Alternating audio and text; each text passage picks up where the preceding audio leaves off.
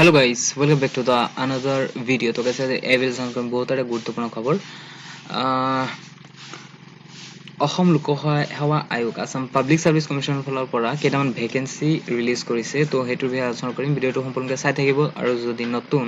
চেনেলটো সাবস্ক্ৰাইব কৰিব লগতে বেল আইকনটো প্ৰেছ কৰি দিব যাতে এনে ধৰণৰ ইনফৰমেটিভ ভিডিও আপোনালোকে সদায় পায়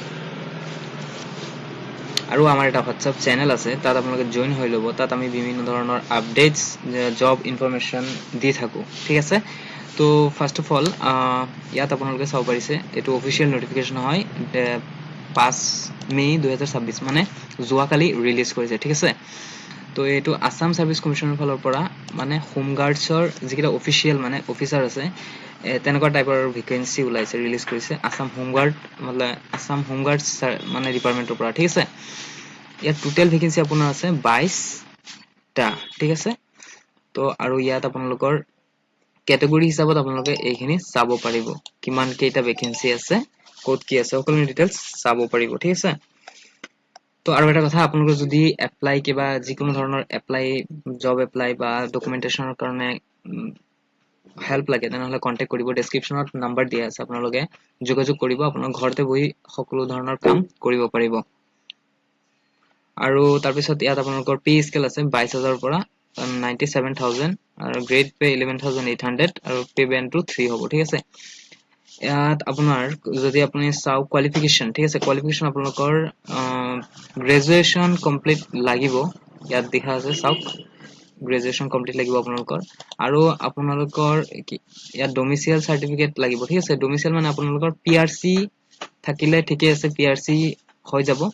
আৰু আপোনালোকৰ যদি পিআৰসি নাই তেনেহলে পিআৰসি কাৰণে এপ্লাই কৰিব পাৰিব আমাৰ লগত কন্টাক্ট কৰিলে আমি এপ্লাইটো কৰি দিম ঠিক আছে বা আপোনালোকৰ মানে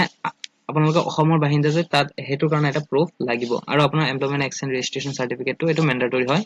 এটো আপোনাৰ লাগিব যদি নাই আপোনালোকে বনাই লওক আমাৰ লগত যোগাযোগ কৰিলে আমি বনাই দিম বা যদি আপডেট ৰিনিউৱেল বা কিবা যিকোনো ধৰণৰ কাম কৰিব লাগে কন্টাক্ট কৰিলে হ'ল ঠিক আছে তাৰ পিছত আপোনালোকৰ এজটো চাই লও এজ 21 ৰ পৰা 38 দিয়া হৈছে ঠিক আছে 11/2026 ত ঠিক আছে আৰু বাকি ৰিজাৰ্ভ ক্যাটাগৰীৰ কাৰণে ৰিলেক্সেশন আছে অলৰেডি আপোনালোকে গমি পাই কথাটো এসটি এসসি আৰু ওবিসি এমওবিসি ৰ কাৰণে ঠিক আছে আৰু ইয়াত আপোনাৰ তেনেকুৱা আৰু এতিয়া আমি মোড অফ এক্সামিনেশন ঠিক আছে ফাৰ্স্ট আপোনালোকৰ ৰিটেন এক্সামিনেশন হ'ব ঠিক আছে 200 মাৰ্কছৰ হ'ব তাৰ পিছত আপোনাৰ আৰু জেনাৰেল ষ্টাডিজ আপোনাৰ 200 মাৰ্কছৰ হ'ব ইয়াত মানে আপোনাৰ তিনটা ফেজত আপোনালোকৰ সিলেকশন হ'ব ফাৰ্স্ট ৰিটেন দেন আপোনাৰ ফিজিক্যাল দেন আপোনাৰ ইন্টাৰভিউ ঠিক আছে যেহেতু এপিএসসি কন্ডাক্ট কৰি আছে আৰু পোষ্টটো অলপ অফিচাৰ টাইপৰ পোষ্ট ঠিক আছে মানে আসাম হোমগাৰ্ড টাইপ নহয় হোমগাৰ্ডৰ অফিচাৰ বিলাক থাকে ন তো হেতুৰ হয় আৰু আপোনালোকৰ পিছত এ ফিজিক্যাল হ'ব ফিজিক্যালত আপোনালোকৰ 100% ৰেস আছে এইখিনি আপোনালোকে চাই ল'ব ডেসক্ৰিপচনত মই নোটিফিকেশন লিংক দি দিম ঠিক আছে বেছিকৈ চাবলৈ আৰু যদি কিবা আপোনালোকে বুজি নাপায় দেন কমেন্ট কৰিব মই নিশ্চয় ৰিপ্লাই কৰিম বা আপোনালোকে WhatsApp কৰিলে হ'ল মই আপোনালোকক হেল্প কৰি দিম তাৰ পিছত আপোনাৰ ইয়াত যদি আৰু সব এপ্লিকেশন ফিছৰ কথাটো ঠিক আছে ফিছ মানে আপোনাৰ ধৰি লওক কিমান ফিছ এটো ফিছ আছে এটা ফিছটো আপোনাৰ দেখুৱাই আছো ইয়াৰ আগতে আপোনালোকৰ